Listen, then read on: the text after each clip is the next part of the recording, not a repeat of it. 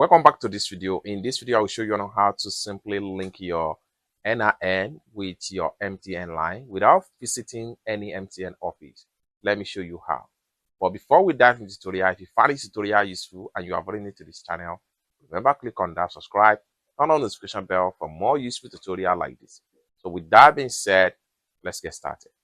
Very first thing you need to do is to open up your dialer on your phone, and I will dial *996# and hit on send. Here, what you need to do here is to enter your, so next thing you need to do is to click on here and type in number 1, then hit on send. Then right here, submit virtual NIN or submit your NIN. So simply click on here and then click on 2, type 2 and hit on send. Then you'll be asked to please enter your 11-character NIN number.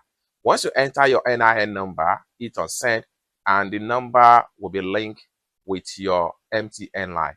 It's that simple. For more tutorial like this, consider to subscribe. Thank you so much for watching, and I hope to see you in my next video.